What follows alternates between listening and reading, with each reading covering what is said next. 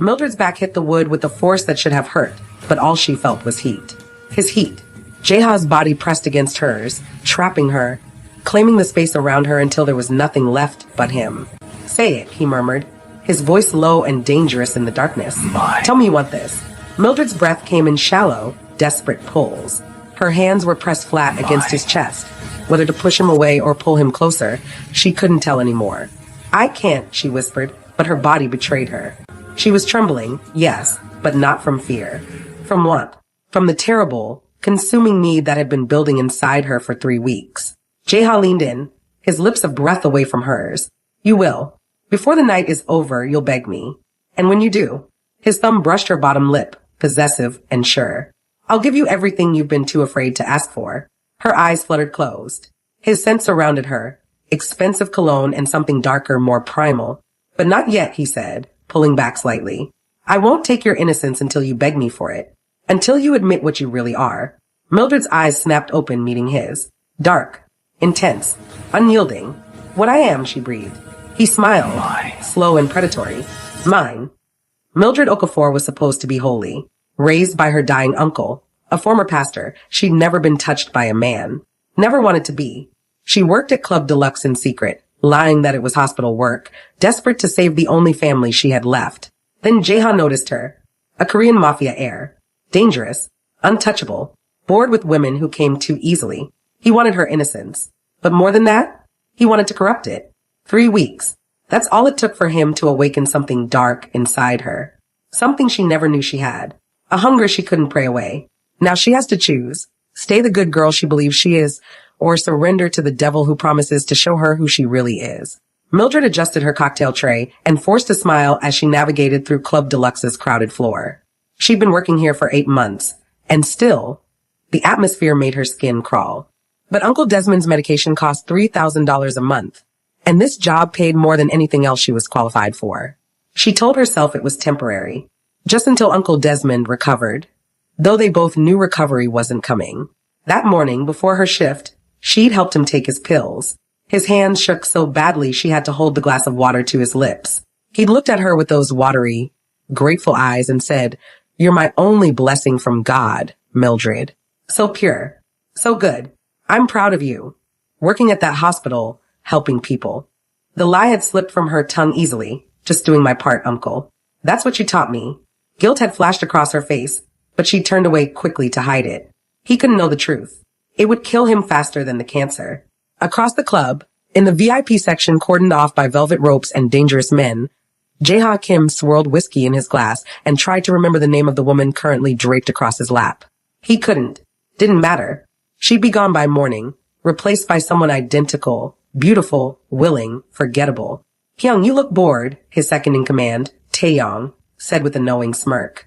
Jeha was bored. Profoundly. At 29, he'd inherited his father's empire. The docks, the clubs, the underground networks that made souls elite, nervous, and wealthy in equal measure. He had everything, and felt nothing. Same faces, same games, Jeha muttered, gently pushing the woman off his lap. She pouted, but knew better than to protest. "Nothing surprises me anymore." "Maybe you need a new type," another friend suggested. "Someone who doesn't know who you are." Jeha laughed darkly. "In this city, everyone knows who I am." Then he saw her. She wasn't the most beautiful woman in the room. The club employed models and actresses, but something about her stopped him cold. The way she carried herself. Nervous. Uncomfortable. Like she didn't belong here. Genuine innocence. In a place like this. Her, Jeha said, sitting up straighter. "Bring her to me." Mildred's heart sank when the manager appeared at her elbow, whispering urgently, "VIP section. Table 7. Now, she knew what Table 7 meant.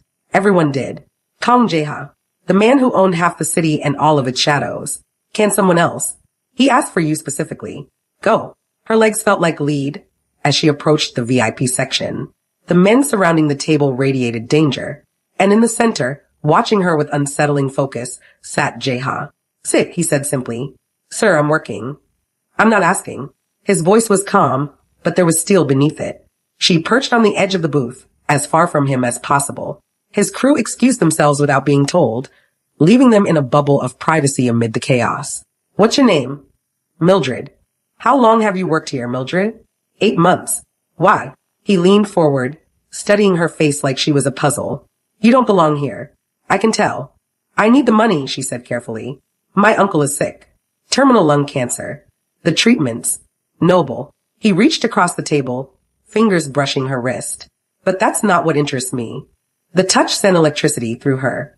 She gasped softly, pulling back, but not before he noticed. His eyes darkened with something predatory and pleased. Interesting, he murmured. Very interesting. Mildred stood abruptly. If that's all I should get back to. I'll see you again, Mildred. Soon. It sounded like a promise and a threat. An hour later, Mildred pushed open the staff bathroom door, desperate for a moment of quiet. Her hands were shaking, her mind replaying that brief touch at the VIP table. What was wrong with her? His touch had lasted a second, and yet her whole body still hummed with awareness. She froze. In the corner, partially hidden by the shadow of the doorway, she saw them. Jeha had a woman pressed against the wall. Her dress hiked up, his hand tangled in her hair. The woman's head was thrown back, soft gasps escaping her lips. Mildred's breath caught audibly. Jeha's eyes snapped to hers in the mirror above the sinks. He didn't stop, didn't even slow down, just held her gaze with that dark, knowing look while the woman in his arms remained oblivious, eyes closed in pleasure. Mildred should leave. She knew she should leave, but her feet wouldn't move. She stood there, paralyzed, unable to look away. A slow, wicked smile curved across Jeha's lips. He finally stepped back from the woman, adjusting his shirt with deliberate casualness. Out, he told the woman without looking at her. But now, the woman grabbed her purse and left without argument, shooting Mildred a venomous look as she passed. Now it was just the two of them. Enjoying the show?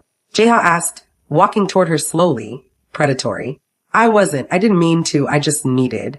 He cornered her against the sink, hands on either side of her, caging her in.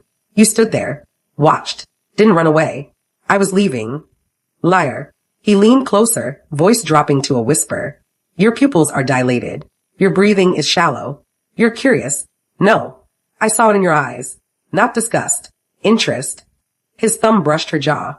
I'm going to corrupt you, Mildred. Slowly. Thoroughly. Until you forget what purity even means. She shook her head, but no words came. 3 weeks, he continued. That's how long you have before you're mine. Your mouth says no.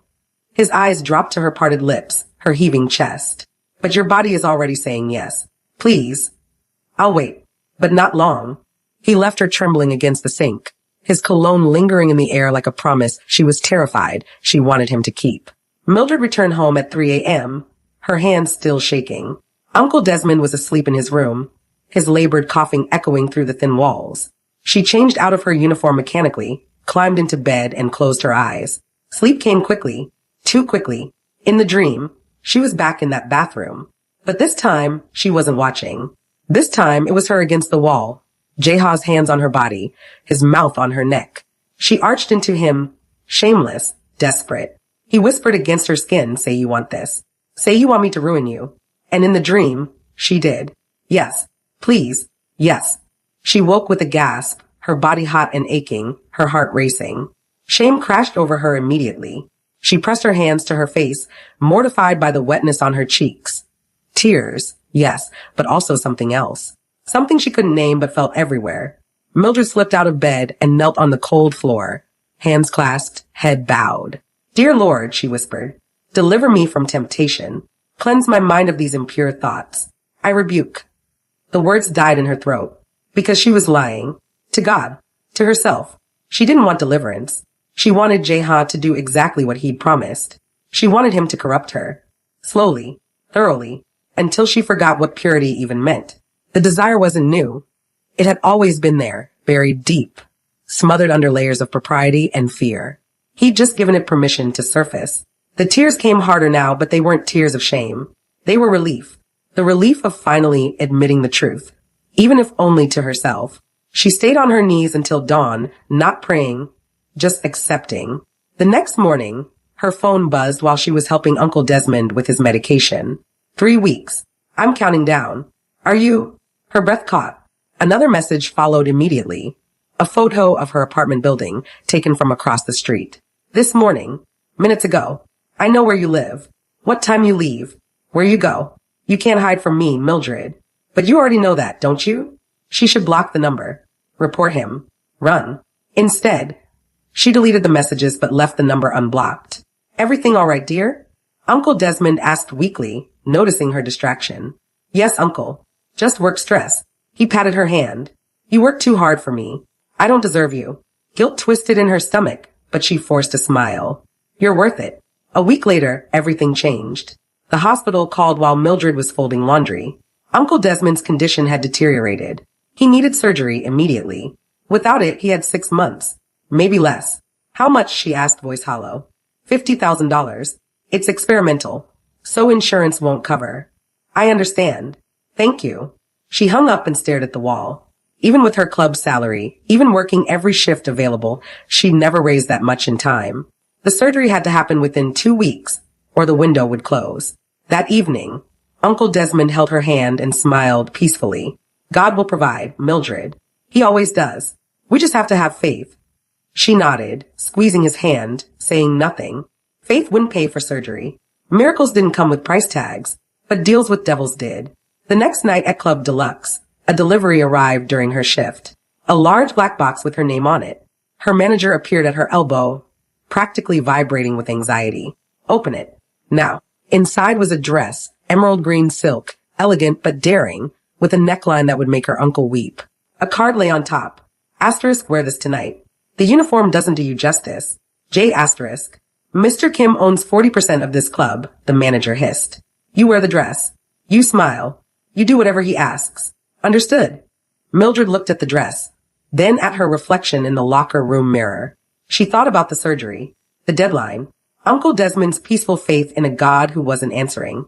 She put on the dress, but she added a cardigan. Jeha was waiting in the VIP section alone tonight. When Mildred approached, his eyes traveled slowly from her face to the cardigan and back again. He smiled, not angry, but amused. The cardigan is a nice touch, he said. Defiance looks good on you. I wore your dress. You did, but you're still hiding. He stood, walked to her slowly. Let me help with that. His hands moved to her shoulders, fingers slipping beneath the cardigan. She stood frozen as he eased it off, the fabric sliding down her arms. His touch was deliberate, lingering on her bare skin. She trembled visibly. There she is, he murmured, stepping back to look at her. Beautiful. What do you want from me? The question came out more desperate than she intended.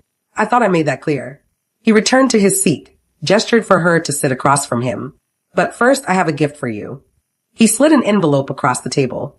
She opened it with shaking hands. Inside was a contract. Her work contract with Club Deluxe. Stamped, purchased. You work for me now, Jeha said calmly. Exclusively. Your salary is tripled. The money is yours regardless of what happens between us. I don't understand. You need money. I have it. Consider it an investment. His eyes held hers. I don't want you because you're desperate, Mildred. I want you because you want me. And when you finally admit that when you come to me without excuses or bargains, it will be worth every penny. She stared at him, her mind reeling. This wasn't coercion.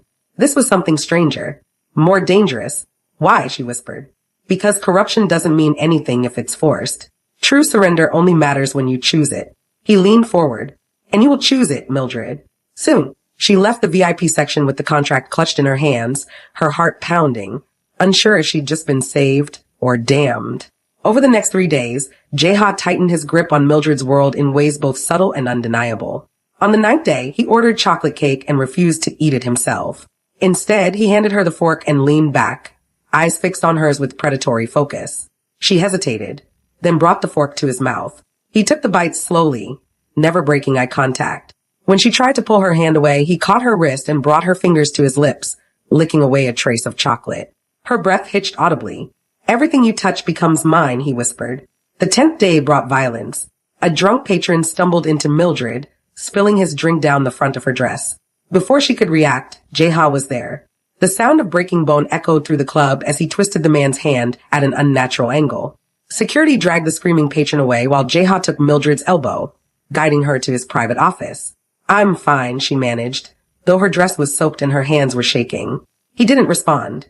Instead, he retrieved a towel and began wiping the liquor from her collarbone with deliberate slowness. His thumb traced the hollow of her throat.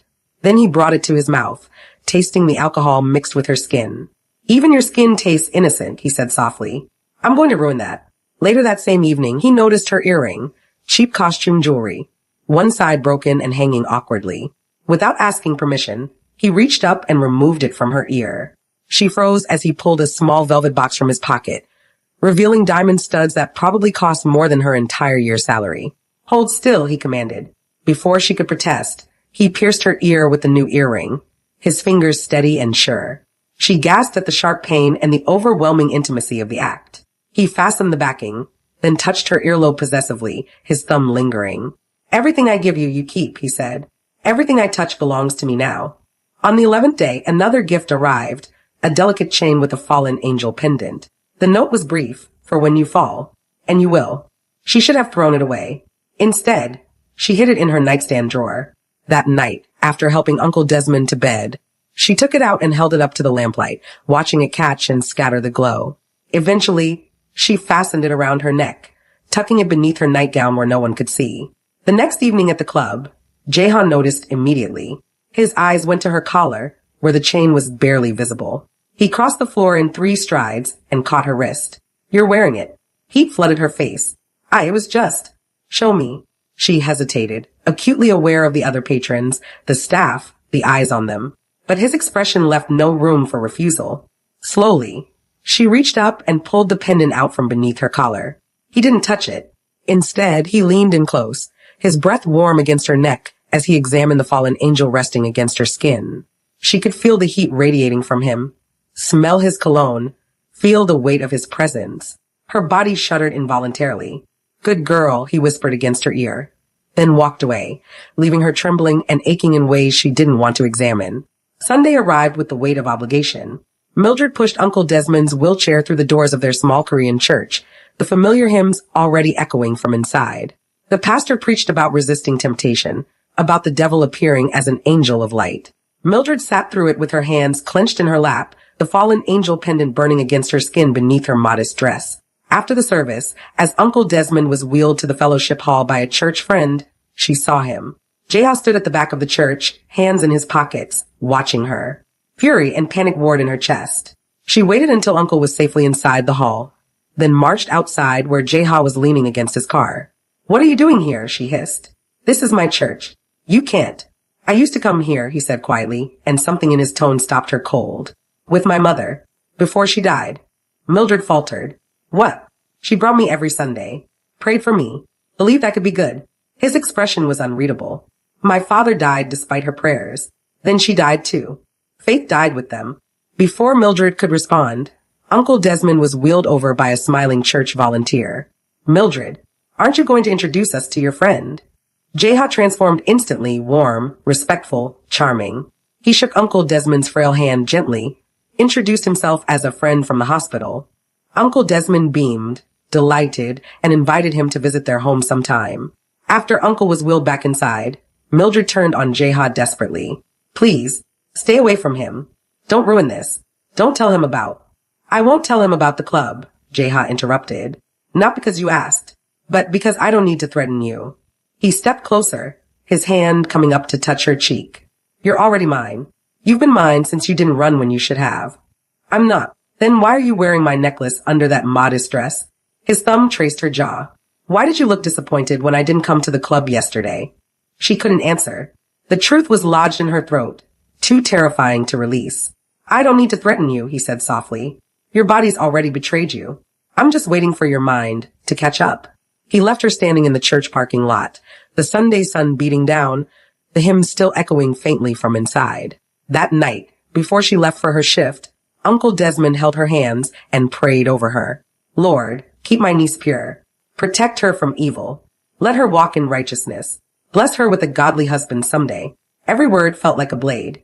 Because she didn't want protection from evil, she wanted to embrace it. She didn't want a godly husband. She wanted the devil himself. "Amen," she whispered, thinking only of Jaha's hands, his voice, his promises. She was already falling, and she knew it. Then Jaha vanished. For 3 days, he didn't come to the club. No texts, no calls, no presence in the shadows where she'd grown accustomed to finding him. At first, Mildred felt relief wash over her like cold water. Maybe he'd lost interest. Maybe she could breathe again. Maybe she could reclaim some fragment of herself. By the second day, relief had curdled into something else. Agitation. Restlessness. She caught herself scanning the VIP section every few minutes, her heart jumping at every dark-haired man who walked through the door. None of them were him. By the third day, she couldn't sleep, couldn't focus. The realization hit her with the force of a physical blow.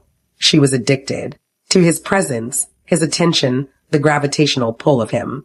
She missed him, and she hated herself for it. Uncle Desmond noticed. "You're somewhere else these days," he said gently over breakfast, his hand trembling as he lifted his tea. "Is everything all right at work?" "Fine," she lied, the word automatic now. "Just tired." But she wasn't fine. She was unraveling, coming apart at the seams, and the worst part was knowing exactly why. On the 15th day, the hospital called. "Miss Adeyemi, we need to schedule your uncle's surgery immediately. We have a window in 3 days, but after that, his condition will be inoperable. We'll need the full payment up front." Mildred's world tilted. 3 days? "I'm sorry. It's now or never." She did the math in her head for the 100th time. Even with Jeha's inflated salary, even working every possible shift, she was $30,000 short. 30,000. She might as well have needed 30 million. That night at the club, she made it through 2 hours of her shift before the reality crushed her. She found herself in the back hallway, hidden from view, sliding down the wall until she sat on the cold floor. The tears came violently, her body shaking with sobs she couldn't control. Her uncle was going to die, and it was her fault for not being enough, earning enough, being able to save him. She didn't hear the footsteps until he was right there. Jeha crouched in front of her, his expression unreadable. For 3 days, she'd ached for him. Now here he was, and she couldn't even feel relief through the grief. What happened? His voice was softer than she'd ever heard it. She tried to lie to hide, but the tears wouldn't stop. "My uncle. Surgery. 3 days. I don't have," her voice broke. "I can't save him." Jeha pulled out his phone without hesitation.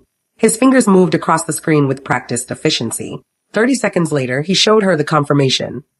$50,000 transferred directly to Seoul Memorial Hospital, surgery pre-authorized. Mildred stared at the screen, her mind refusing to process what she was seeing. "What did you? I can't." "It's done. But I can't pay you back. I don't have." "I'm not asking you to pay me back." She looked up at him through blurred vision, searching his face for the trap, the price, the demand. "What do you want in return?" "Nothing." He reached out and wiped a tear from her cheek with his thumb. "Right now, I want nothing. Your uncle gets the surgery. He lives. No strings. I don't understand." "I know." He stood, offering his hand to help her up. She took it automatically, and he pulled her to her feet. "I want you, Mildred. But I want you to choose me. Not because you're desperate. Not because you owe me. Because you can't help yourself." He walked away then, leaving her standing in that hallway with everything she needed and none of the understanding she craved. The relief should have been overwhelming. Instead, she felt something darker settling over her like a second skin. The debt wasn't financial anymore. It was emotional, soul deep, and that was infinitely more dangerous. The surgery happened the next morning. Mildred sat in the waiting room for 8 hours, her hands clasped so tightly her knuckles went white. When the surgeon finally emerged and said the word successful, she nearly collapsed. Uncle Desmond woke in recovery that evening, groggy but smiling. His hand found hers, squeezed weakly. "God provided," he whispered, his voice rough from the breathing tube. "I knew he would. I prayed, and he answered." Mildred nodded, unable to speak past the lump in her throat. She couldn't tell him the truth, that God hadn't provided. The devil had. The man she'd been warned about her entire life had saved the person she loved most, asking nothing in return. She stayed by his bedside through the night, watching him sleep peacefully for the first time in months. And as dawn broke through the hospital window, she acknowledged the feeling that had been building inside her for days, weeks, since the moment Jeha had first touched her wrist and looked at her like he could see straight through to her bones. Gratitude. Deep, overwhelming, complicated gratitude toward Jeha. And beneath that, something darker she didn't want to name. The debt felt like a chain now, linking them together. But the terrifying part wasn't that he'd bound her to him. It was that she didn't want to break free. Jeha returned the next night. The VIP section was empty except for him. He'd rented the entire space. When Mildred approached, her practiced greeting died on her lips. He gestured to the seat beside him, not across from him. "Your uncle is recovering well, I hear." "Yes, thanks to you. I don't know how I can ever." "I told you. No strings." He pulled out a tablet, turned it toward her. "But I do want to show you something."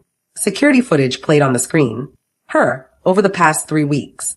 Every moment her body had betrayed her. The way she leaned into his touch before catching herself, her dilated pupils when he entered a room, the frantic way she'd scanned the club entrance during his 3-day absence, and there, her face in that hallway when he'd appeared, the naked relief she couldn't hide. "This is what I see," he said quietly. "Your body wants me even when your mind fights it. You pray for strength to resist me, but you're not praying hard enough, because you don't really want to resist." She couldn't speak. The evidence was undeniable, damning, true. He set the tablet aside and reached for the whiskey bottle on the table. She'd never seen him drink like this, quickly, carelessly, his movements less controlled than usual. When he finally looked at her again, something raw flickered behind his eyes. "Come here," he said. She should have refused. Instead, she found herself moving closer. He pulled her onto his lap in one swift motion. Her breath caught. His hand came up to her throat, not squeezing, just holding, his thumb resting against her racing pulse. "Do you know what you do to me?" His voice was rougher now, unguarded. "I think about ruining you every second, taking everything pure about you and making it mine. Every prayer you whisper, every innocent thought. I want to corrupt all of it until you forget what it felt like to be good." "Why me?" The question came out barely above a whisper. "Because you're the only thing I've ever wanted that I can't just take." His grip on her throat tightened slightly, possessive. "I have to make you give it to me. And you will." Then he released her abruptly, stood, and called for his driver. He was gone before she could process what had happened, leaving her sitting alone in the VIP section with her hand pressed to her throat where his had been, her pulse still thundering beneath her fingertips. The next evening at the club, Mildred was refilling glasses at the bar when he appeared behind her. She felt him before she saw him, that magnetic pull that made her skin prickle with awareness. "Your uncle will make a full recovery," Jeha said without preamble. "Surgery successful. No complications. You don't owe me money." She turned to face him. "I know. I wanted to thank you. I don't want gratitude." His eyes held hers with hypnotic intensity. "I want you to stop lying to yourself. I'm not. You pray for deliverance, but you wear my gifts under your clothes. You say you hate me, but you search for me every night I was gone. You tell your uncle you're pure while you dream about me doing things to you that would make him weep." He stepped closer, his voice dropping. "You want this. You want me. You've wanted this since the first night. That's not true, isn't it?" He pulled something from his pocket, a hotel key card. 3 days. Come away with me. No club. No uncle. No prayers. Just you and me. Her heart hammered against her ribs. "And then what?